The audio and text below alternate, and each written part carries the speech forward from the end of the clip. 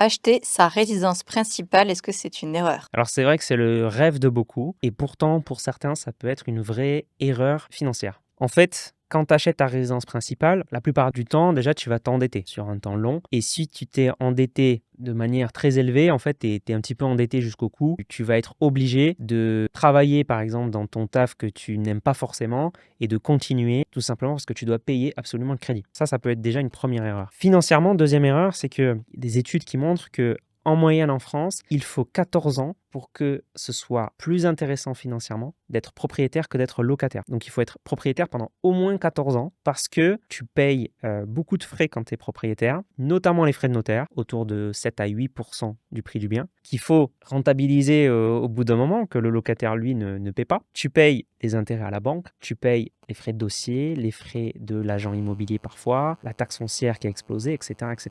Il y a beaucoup de frais qui sont des coûts irrécupérables pour le propriétaire. Et quand on pense locataire, on se dit ouais, il balance de l'argent par les fenêtres tous les mois en payant son loyer. Ok, mais le propriétaire également, avec les frais que je viens d'expliquer et tous ces coûts irrécupérables. Et donc en fait, nous on a fait un simulateur chez S'Investir parce que l'étude que je te disais, donc 14 ans en moyenne, ça c'est uniquement parce que le locataire en fait, il va pas avoir ces frais-là par rapport au propriétaire. Mais si le locataire, il réussit à investir l'argent qu'il n'a pas à débourser s'il était propriétaire, puisqu'il est locataire, il a très souvent plus de capacité d'épargne, il n'a pas de crédit à payer, etc. Donc il peut investir cet argent en bourse notamment. Et dans notre simulateur, il y a notamment des villes en France où un propriétaire ne sera jamais plus riche, ne se sera jamais plus enrichi qu'un locataire investisseur. Et les villes, évidemment, c'est des villes où l'immobilier est très cher et où donc il vaut mieux être locataire que propriétaire. Donc vraiment faire attention, l'idée selon laquelle il faut à tout prix acheter sa résidence principale n'est pas une vérité absolue, ça dépend de votre situation, ça dépend si vous êtes bien conscient que vous devez rester longtemps dans cette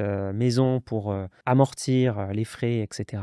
et que vous n'êtes pas mobile et que voilà, si vous achetez votre résidence principale tous les 5 ans, globalement, vous allez perdre énormément d'argent rien qu'avec les frais notaires.